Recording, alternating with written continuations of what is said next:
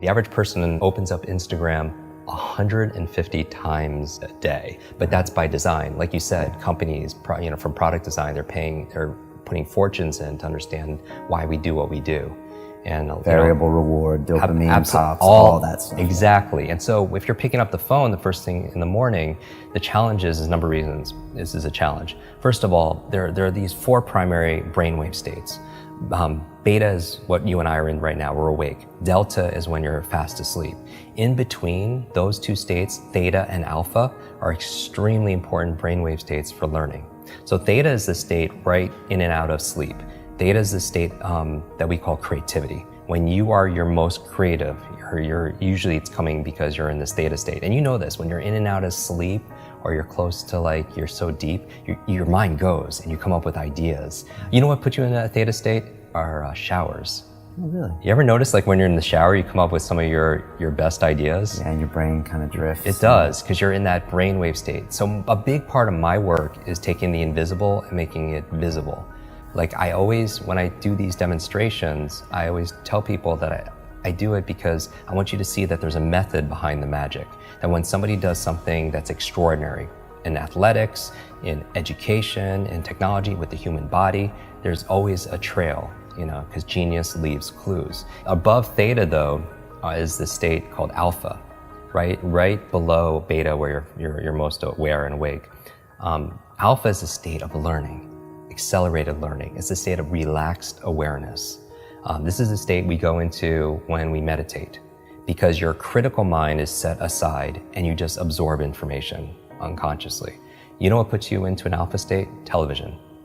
You ever notice that if somebody's watching the game or somebody's watching their favorite TV show and you're trying to have a conversation with them and they literally are in trance, they don't hear you because of the television programming, which might be an interesting word, programming and putting people into a trance. But that's the alpha state. That's where information is just going inside your mind. So we train people how to learn languages faster, learn facts better by putting them into an alpha state, a relaxed state of awareness. And we can do that by design. And people don't realize this. And this is the whole thing. I really think this should have been taught back in school, because school was a great place to learn what to learn. Math, history, science, Spanish, important subjects on what to learn. But how many classes were on how to learn? Does that even exist these days? No, that's what I'm saying. How many classes were on how to think critically, how to make good decisions, how to solve problems, how to focus and concentrate, how to read faster, how to remember more, right? Even they teach you 3 R's in school: reading, writing, arithmetic. But what about remembering? What about recall? What about retention?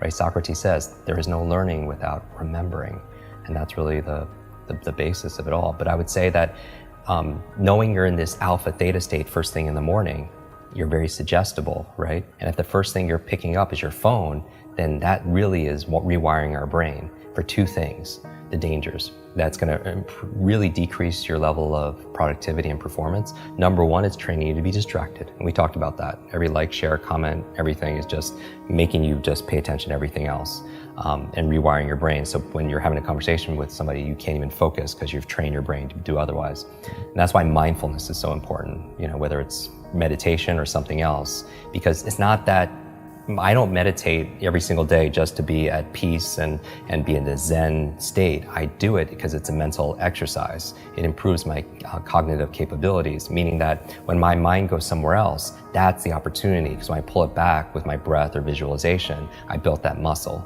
Because here's really the basis of my work is really about taking nouns and turning them into verbs.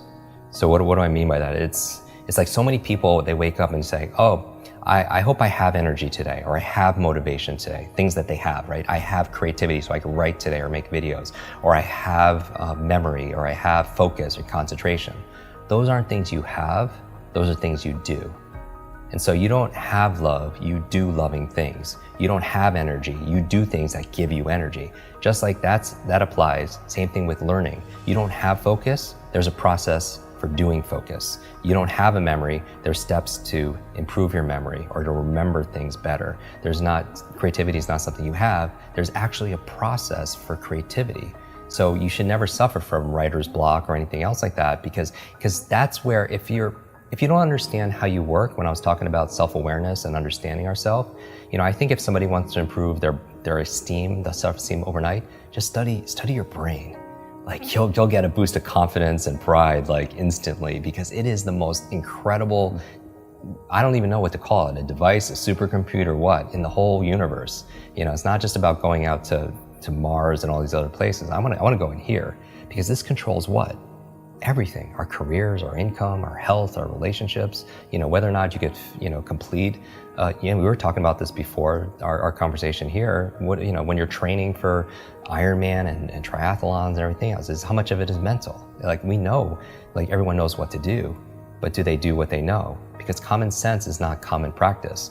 And it's a myth that knowledge is power. Knowledge it has the potential to be power, but it only becomes power when we use it, when we apply it. Like people think they should get points for buying books and sitting on the shelf, and it just sits there and becomes like shelf help, not self-help, right? Self-help, yeah. Or somebody will go and learn something. They'll listen to a podcast like this or a show, or they'll go to a conference. They'll pay all this money, but they don't do anything with what they learn. And part of it also is because they forget it. Everyone knows there's a learning curve, but there's also a forgetting curve. Did you know, like the forgetting curve says that if you learn something once, within 48 hours, 80% of it is gone. 80%. So you listen to a show, you watch something, on YouTube, you go to a conference, you read a book, within 2 days, the majority of it is gone, because nobody trains us how to have. That's why memory is so important. Okay. And so the first thing, don't touch your phone, because it's training you to be distracted. The second thing is it's training you, rewiring your brain to be reactive, meaning that you're in this relaxed state of awareness when you first wake up. You pick up your phone, you get one text with bad news, or one voicemail, or one email, and this has all happened to us. You're in a bad mood for the rest of your day because you're so impressionable. You're in that hypnotic state, and it affects you. And you can never have a quality life, with that, and be the best version of ourselves, be an elite mental performer or high performer, when you're responding and reacting to everybody else. My friend Brendan Burchard says, an inbox is nothing but a convenient organizational system for other people's agenda for your life. And how can you have vision for your life? Like for me, the night before, like I did a whole episode on my morning routine, like 10 things I do every morning to jumpstart my brain. And I also have an evening 1 hour routine to get into sleep, to maximize my sleep. Sleep is so very important to be able to do. But one of the processes I do, besides blackout curtains and cold and temperatures and breath and stuff, meditation, is I don't touch a screen, right? Because it creates blue light. And most people should know this. The screen on your laptop, your phone, everything else emits this blue light, which inhibits the melatonin production, which helps you to relax and go to sleep. So no screens. But the other thing I do is I write down the 3 things I want to accomplish the next day personally, and the other 3 are professionally. So now when I wake up, I have a vision for my life. Like this is a win today if I just get these 3 things done personally and 3 things professionally. And then when it comes to my phone, I don't touch my phone until I get at least 1 thing done. And that's my test. If I could just do that. And it's not always perfect, but it's about progress, right? Because practice makes progress, right? And there's never going to be a perfect. And I think people need to find what works for them. But I would say, again, to step out is don't trust yourself as the expert instead of somebody else, and test it. Maybe for 1 week, keep your phone outside your bedroom for just 1 week and don't touch it for the first hour a day, and spend the first hour a day being a thermostat, not a thermometer. Because a thermometer, what's a function? It reacts to the environment. And that's a kind of crappy way to live. Not that we do react to the environment. We react to the weather, right? We react to how clients treat us. We react, but to the degree we're happy is that we have the locus, the location of control inside. Right? All the studies show that the happiest people are the ones that feel like they have the control over their happiness, and not put it to somebody else, a person or a place or something going on in the economy or politics or anything, right? So a thermometer reacts to the environment, but a thermostat's different. What does that function? It sets the environment. It sets a goal, it sets a temperature, and then the environment raises to it. And so I feel like anyone who's attracted to your work or to mine, they're thermostats, because they have a growth mindset. Because if they thought things were fixed, they wouldn't watch something like this, because what's the point? It's just all predestined and it's set, and we can't grow.